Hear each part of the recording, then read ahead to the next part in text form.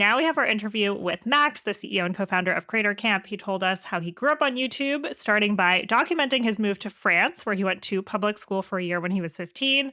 Through that, he met other creators and eventually established Creator Camp, which started by hosting live events for creators, but now has produced a movie, which was released in theaters, and also does work with brands like Anthropic. Creator Camp, as we mentioned, also just launched an ad agency. And what we found so fascinating about our conversation is how Creator Camp works, in traditional live and social media.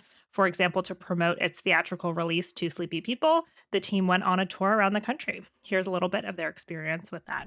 At the beginning of the year, we made a feature film with our friend Baron, with no knowledge of how to actually make a movie. But we did it, and we want more people to see it. So it begs the question, how do we do that? And that's when we came up with the idea of buying an RV to take the movie on tour ourselves. Hi, Max. Welcome to Scalable. Thanks for having me on. Thanks so much for being here. You have been quite busy lately. You just had a big movie premiere. You've also launched an agency. You're also still hosting live events for creators. How are you finding the time to do all of this? Good question. Bouncing around, having a lot of fun, but I'm young. It helps. It helps. Tell us a little bit more about how you went from in-person events to now becoming a full-fledged production company and making movies. We really held off from turning Creator Camp into maybe more of a traditional business for the first few years. We really wanted to just focus on building the community and bringing together the right people, but we were really against the idea of doing a management company or something like that for whatever reason. But we were there's something else here, and we don't really know what it is, but let's just keep going with the events, and maybe an idea will emerge from it that can scale. Pun intended. Really what we started to notice is that the talent that we were meeting was capable of so much more. At the time it felt most of what creators were doing was just brand deals. And then we noticed just an opportunity or just more and more things of hey, I want to make, an hour-long video. I want to make a movie. I want to maybe put something in theaters. Maybe I'm capable of doing X, Y, and Z. And eventually we were well, let's just try to figure it out ourselves. And then sort of a series of experiments and accidents led us to making a movie, trying to get it into theaters, and starting to do commercials and all sorts of fun things that we didn't exactly plan when we set out to start Creator Camp. So you talked a little bit about helping creators move away from brand deals, but I wanted to dig a little bit deeper into your strategy there, because at the same time, you've also recently launched an agency. We're seeing this kind of across the board within the creator economy now. More creators are launching their own agencies. I mean, Darman has one. Alex Cooper launched one in October. Corporate Natalie is the most recent one to launch her own agency. What does an in-house agency provide for you that you might not be able to get from a third-party agency? And why did you launch this to begin with? Yeah, it's a good question. So we've been sort of secretly running it for the last year and a half. And it came after an event that we did with the Swiss government where we had, I think, almost 100 creators. It might have been 80 creators come out for a summit event. And on the last day, we did a film festival, but it was a one-day film festival. And creators were paired up in groups of 3, and they went out to 18 different regions across the country, and they made little films. And someone at Ogilvy saw those films, and they're like, holy cow, these are really good. You produced these really fast, and they each got almost 1 million views on social. How the heck did you guys pull that off? They're we have this project with Coke. Could you guys help us out with it? We're shooting in Japan in 6 weeks, and no traditional production company can sort of meet that quality and timeline. So we started with that, and then kind of kept going from there, but focused mainly in commercials early on. And I think for us, what it gave us was a financial backbone and an ability to create recurring revenue, both for us as a business, but then also larger opportunities for creators who, instead of being paid for a post, now they're getting paid to direct an actual commercial. In some cases, don't even have to post it at all. And then it also just deepened our brand relationships across the board. So if we're going to do an event or anything, or maybe someone wants to sponsor the movie, it just embeds them into our ecosystem and talent network. And I think that is just super, super important for us when we were early on with the business. So you alluded to some of the benefits for brands. I mean, obviously, so many of them already have so many agencies in general that they work with and in-house teams. So, what's sort of your pitch for working with you, or, as more creators are, launching their own agencies, what's the pitch to brands of why work with you versus, a long-standing social agency or other type of agency? What we're most confident about is that like most of the group that we're working with are creators themselves. Like a lot of our team, has hundreds of thousands of followers and, are looking to sort of translate those learnings that they've proved themselves to then actually apply to like, actually work with actual brands. I think that's like the biggest edge. And then also on like the directing talent inside, like we view like our whole talent pool and funnel as folks that are going to be the next great directors, storytellers, and like in some cases could be the next like Tarantino. And we want to be able to like help them grow to make movies if they want to. And then there's also a lot of talent that is like really creative that maybe doesn't have the same desire to like bridge into entertainment, but wants to bridge into advertising and produce really, thoughtful campaigns. I think for us, it's more about like understanding the cultural element and like being native to these platforms and having done it yourself. And I think that's like a lot of the work that we've been doing on like the organic social side is where we'll help a brand run a social page and we're able to just get it going super, super fast. And in many cases, we're coming in and like sort of beating out these old agencies that are just like on these output deals, making 10, 20, 30 videos a month. And like they're getting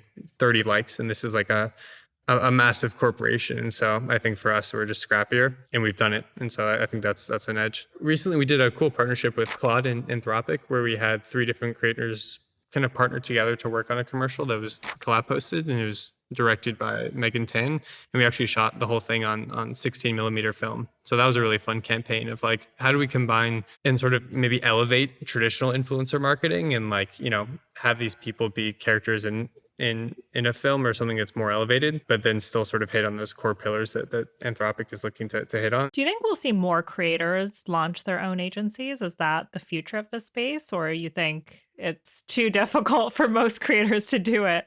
I think we will in some cases. I think it'll also just go like broader and like, maybe like a car YouTuber just like builds out really good operational. Like that's kind of why we started, at least on like one of our most popular offerings is like organic social pages. So we're like, hey, we grew our Instagram page to, 250,000 followers in the last year. We built like a really good team in operations. Like we could help do that for others. And I think we'll see that probably across the board because like, why just stop with your stuff? So I think 100%. I think the folks that are more operationally minded will. So zooming out a little bit, what does your business model look like? I mean, obviously brand and brand campaigns play a big role, but are they the primary revenue stream or how are you making most of your money? Yeah, I'd say brands and commercials are the primary source of revenue. And then what we're looking to reinvest a lot of that into is the entertainment side of the business. So like owned IP and stuff that has more scale, and then our own like branded channels as well. But I'd say it's largely the commercial deals and then hoping to grow the entertainment side to become larger and larger as the years go on. So Two Sleepy People has now grossed 280,000. Is that right? Is that the most up-to-date number? Yes. And then if you that count was from the email. Yeah. Tell us about that. How did that come together? Yeah. So we came up with like a thesis for what we were calling Camp Studios at the time, which is like the film side of the business. And I think like maybe like early 2020, 2019, it felt like there was just more conversation in the space about creator-led businesses and like creators starting a product and like, having something that gave them scale outside of just like maybe brand deals. And that was really interesting. And originally we were like, what if we do like YC, but for creator businesses and we pair storytellers to founders and like build like an incubator? And then we're like, something's not quite right with this. And then as we thought through more like the creators that we had in our network, we were like, what if we actually take the same concepts or sort of principles that YC was founded upon and like did that for creators, but then like media is actually the product and something that has scale. And so the movie was like our first experiment. And we're like, if we can put it in theaters, we can go directly to our fans and we can not have to spend a bunch of money on marketing. And then we can create downstream value. Maybe a streamer will buy it or something. And then when we met Baron, we're like, oh, this is the guy to make a movie. Like he's capable of producing something at that length. And then let's figure out how to make a movie. So you recouped the entire production budget in under a week without a studio, without traditional advertising. Let's dig into more of the strategy there. Like, what do you think were the keys to success? How did you drum up attention for it without going the traditional Hollywood route? Keys to success. I think, a lot of it came down to the marketing, honestly. I think that was like the biggest challenge and like actually proving that people would show up or like understanding our audience in a different way. If you go to theaters, they're not going to just give you, 1,000 screens across the country right away. And so I think a lot of what we had to figure out was like, where is this audience? What theaters specifically? And like, how do we know that they're going to show up? Because we can't just spray like, $10 million of meta ads. And so one of the campaigns we did was like, okay, we know we need to connect or collect emails. So we actually like own part of this audience. But we also want to know where they are. So we needed to collect emails and zip codes. So we did a campaign where we built this like interactive map where if you put your name, your email, and your zip code, we'd put your name with the credits of the movie at the end. And then with that campaign, we got like 20,000 emails in a week.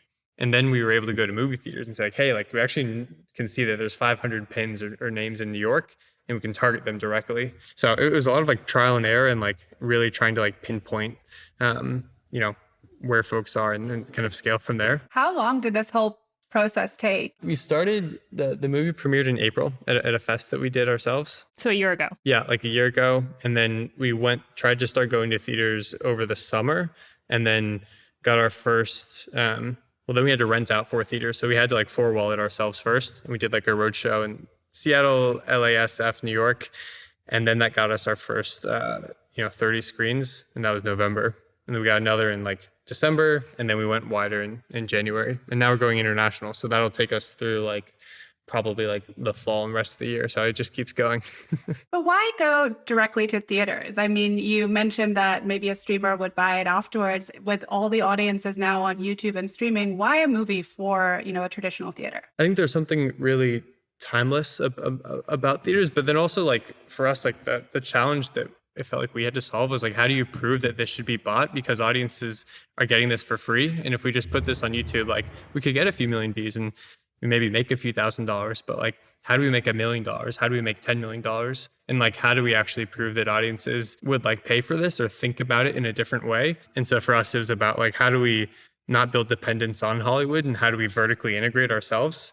And it felt like theaters were like one dimension away from like a Patreon, but it felt like this is a way to like bring community together at scale by leveraging the sort of pre-built ecosystem of theaters. And it just felt like, yeah, fans want live experiences. Everything is like rebounding post-COVID when you look at concerts or sports, but why not theaters? For us, it felt like more of a content problem or a marketing problem versus like theaters being dead or dying. And so theaters felt the most exciting, honestly. And it also feels very on brand with the live in-person community element of it, no? 100%. Yeah. One of the biggest like breakout successes we've seen in the box office is Markiplier's Iron Lung, which grossed more than $50 million globally, which is pretty wild. And he starred in it, directed it, did the whole thing. But it's been really rare, especially in the box office, to see a creator film do that well. I mean, what do you think has to happen to see more success stories like that? For us, we've thought about it more as like a capital problem, and like, the space to make something. Like a lot of creators that we speak to are on that like brand deal loop, and like, to go out and to have the time to make a film takes a lot of time and money to be invested in not only the production, but also the distribution. And oftentimes, like, they aren't maybe the size or scale of Markiplier. And, like, I feel like he's like the Taylor Swift equivalent of like the creator economy, where you can have those massive outsized returns. But like, if you aren't that, that's kind of why early on we were modeling it off of Y Combinator, where we're like, can we take a lot more bets at smaller scales? And then, the ones that do really well have outsized returns, but like we're not going to like try to engineer each of them independently. Let's just like take a lot more bets. But I think when you think about where the capital is coming from in the traditional space, that's not really prevalent, as we have a lot more consolidation. Like they aren't just throwing out a bunch of checks for creators to experiment and make movies. And I think that requires like a rewriting of like, sort of like the economics of media, but it takes a different type of business to be able to invest in those products and to see a return. Because it doesn't, even if you can make $10 million, that's not enough for Sony. Like that's like, that's a little ant for them. So I think it takes a new model to actually see value in those products so that creators can get the funding. Because right now, I don't think they're getting the funding or resources to make any of these projects, unless you are Markiplier and you have, that amount of money yourself. But I think that's more rare. So, one thing that bodes well for creators in the movie theaters and movie businesses more broadly is that I just saw some research that the box office has actually had the strongest start to the year this year since COVID, bringing in $2 billion between January and early April. What do you make of all of that, especially when you look at some of the top movies from that period? A lot of them are animated films or franchises. Like, how do you think about creators kind of fitting into that landscape? I think creators will start to carve out more and more of that space. I think there's so much room for it. Like, I feel like it's still very, very early days. And I think what we get excited about is just creators thinking about it, not only in the lens of like, hey, I want to make a movie, but more so like, hey, I want to deliver a different type of experience to my audience. Or maybe here's a new monetization channel. The likes of like Dude Perfect have experimented with that before with their partnership with Regal, but like, a question we ask ourselves is like, what does it look like for Yes Theory to put out their next video into theaters for fans? You know, it doesn't have to be, you know, the Iceman documentary that they did, but like, what does it look like for more and more creators to start to do that? Because I think what people want is like new, interesting types of content.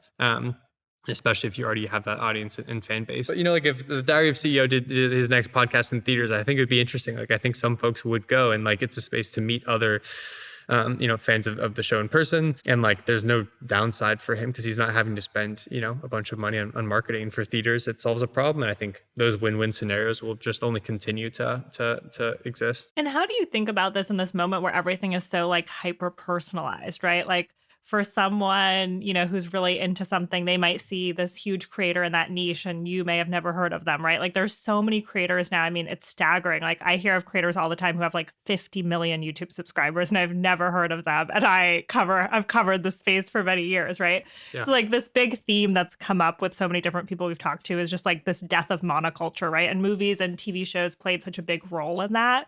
So how do you think about that? On one hand, it's like you can build a business, right, that's pretty niche and has a small audience and you can do really well, but to have the impact and to be in theaters and to like really be able to be in the zeitgeist, like how do you do that in this new world that is just getting even more personalized with AI and all these other things? For us as a business, when we think through that, it's like oftentimes what breaks through is like, first, it has to be a really good product that speaks to the culture. But two, like, I think having, you know, like marketing dollars behind something, you know, really like amplifies a message or any sort of project that you have out into culture. And I think, you know, why creators sometimes lag behind today compared to maybe traditional things or lack that legitimacy is like oftentimes, you know, a Beast video could have 100 million views and that's great, but like, you know, is it really getting out to culture in the same way? Are people talking about it? Are there critics, you know, talking about it and sort of relating it to culture? Are there billboards? Like, can you really invest in like the world that's built around that media? And I think for us, like when media has like upside, you can invest into it. So if it's just on YouTube, like you're not going to put up a billboard. But the second, like you know, it's in a place like a movie theater, like we can start to invest actual capital around that project. And I think that's when it can break out beyond just an algorithm or beyond like an initial audience. And I think that's our belief is that creators will be able to create products that can, or projects, or films or shows that aren't just for their core audience. I think we've seen like last year was this big year, I think, for convergence of creators and Hollywood. We saw so many streaming services. And if you think about like the Tubies of the world really going hard, Netflix, you know, bringing in creators. What do you think Hollywood still gets wrong about creators and the creator economy? I honestly think like the more time I spend in like, you know, spaces that are maybe more Hollywood focused or dominated, I feel like at the end of the day, these folks aren't actually that dissimilar, where I feel like a lot of the rhetoric is like, oh, these are like two fundamentally different folks. And I feel like I think there's a lot that creators actually have to learn from Hollywood. And like those internal structures and how it functions. Maybe it's just that they can't move as quickly also. But I think the thing that we've noticed is like, it feels like Hollywood is trying, and streamers included, are just trying to put creators back into like the same boxes that have worked, where it's like, okay, we'll just give them a reality TV show. Like that's a format we know. Whereas, and I don't have the answer to this, otherwise I would go do it and make a bunch of money. But like, what is there a new format that has to happen? Like, remember when like Lily Singh was put on late night and it didn't work, and everyone's like, oh, well, sorry, creators don't translate to Hollywood. I don't think that's the problem. I think it's just that squeezing them into these formats doesn't work. But I don't know. Is there something that you think streamers should do differently when working with creators? Or like, I don't know. I just feel like we've seen a lot of copy paste where it's like, okay, well, let's just put their shows on Netflix and see how it does with the podcasting side.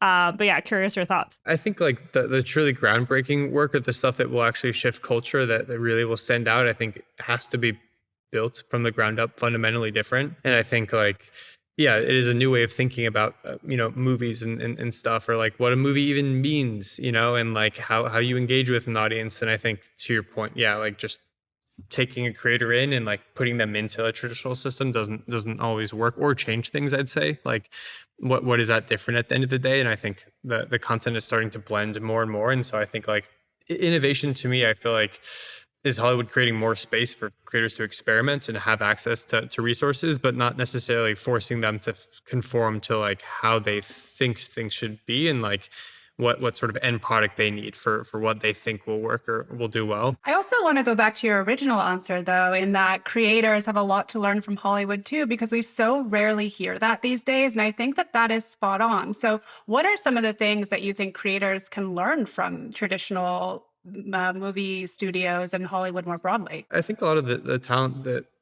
or like even thinking through putting together talent in folks, I think like even the word creator can be so like broad. And like something that we learned from a lot was like we tried to host an incubator, or not try, like we hosted an incubator with like 8 different creators, and we wanted to take digital talent and actually get them to make their first short film. And we're like, cool, like everyone's a creator, so therefore everyone's a director. And then I think we realized that like, oh, like maybe you're a really good DP actually, and you actually maybe aren't a writer, but we think of you as being able to do everything yourselves. And I think maybe that's like the shifts and I think where creators maybe don't have as much experience in some cases is working with teams or like getting help with writing. And like I think that's especially important when moving into scripting or like scripted content in general. And I think that's like the harder shift to get right, where I think reality TV feels closer to what we see already today on YouTube. But I think as we move to like more difficult formats, I'd say in some ways, scripted shows or like actual like movies, I think that's where like just like saying, hey, go make a movie, like doesn't necessarily work. And there's a lot of gaps in something that we ran into ourselves when making the film. Was like, oh, this is like really difficult. And there's a reason why there are so many people on both the set and in post-production on a movie. So this realization that you maybe can't just do it all alone, which I think has been the mantra in the creator economy for so long. And I think, we've heard from other creators too, that they're kind of coming to that realization now that you do need a team, and it's okay to delegate, and it's okay to say, I'm not the best at maybe scripting, but I'm really good at directing, and kind of figuring out how to build from there. I would love someone to write our scripts for us for our show. Yes, I would too. How big is your team? And are you expanding, hiring, keeping a lean team? We're 16 folks right now. And we're expanding pretty fast.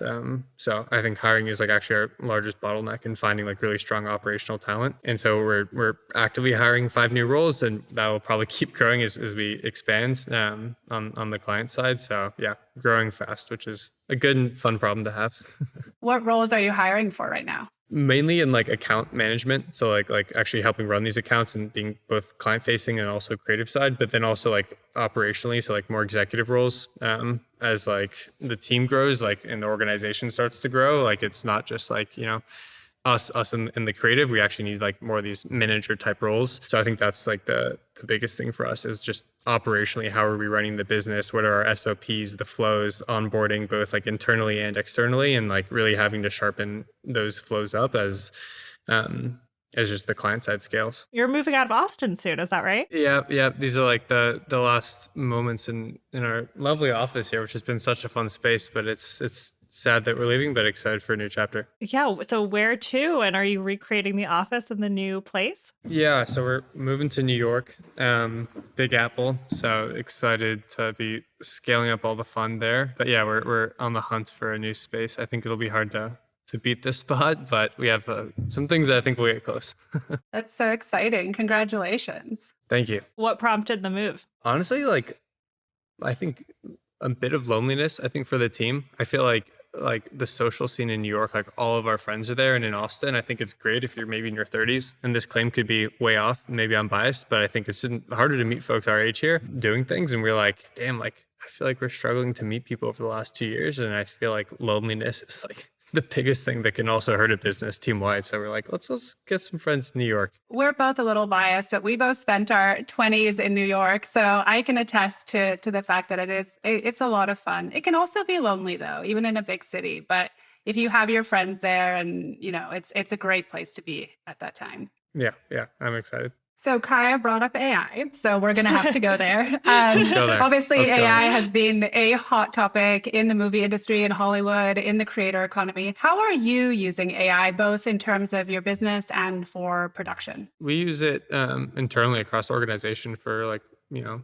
even things as simple as like sometimes our cash flow, or like certain automations with like invoices and whatnot. Big fans of Cloud over here and use that a lot across the organization. I'd say like productions, we're not using them too often with AI at the moment, but I think a lot of like the new tooling is super interesting. And in cases where we've had to fix things, like I know with sound in post, have definitely used that a lot to like fix certain audio that they got messed up. Is there something you wish AI could do, or are you like a purist where you're like, I don't think I want AI coming in, making big, full scenes for me? I honestly wish it could just like understand my tone of voice when I'm like writing an email. Like that's where I still get frustrated. I'm like, can you just help me with my inbox? I'm so overwhelmed. And every time I ask, it's like write an email. It still does the same damn dash. And like, it doesn't sound like me. And I'm like, I'm not even a movie like scene yet. I'm just like, help me with the most basic thing of all time. I think it'll help like, creators be able to make things that they weren't able to before. I think that's what's exciting. It's like, it is coming. It will be a tool. And how can we use it to like punch up and create movies that, we couldn't do this car scene before XYZ. I think that opens up a lot of possibility and really democratizes things across the board for creators. And suddenly you don't need a big Hollywood studio to bring this idea to life. And then I think some of the best ideas can win as a result. And then, it's kind of up to the marketing and distribution as well. But I think to me, it just continues to level the playing field for everyone. And I think that's where it really starts to get exciting for folks that are up and coming versus, how do you cling on to things I'd prefer to be a creator than a studio exec right now, I'll say. That is so real on the emails, because it's like we're talking about like big picture what AI can do, and it's like it's so true. Why can't it do the boring things, the things that nobody wants to do? That's what we all want AI for, not to make our movies from start to finish, but to do our emails and all those boring tasks. yeah. Like I want to have fun and make a movie. Like don't do all the fun stuff. Yeah, do the boring stuff first. Okay, Max. Anything we missed? Anything we missed that you want to talk about? No, I think we covered a lot. That was fun. Thank you so much for joining us. Of course. Thank you for the time.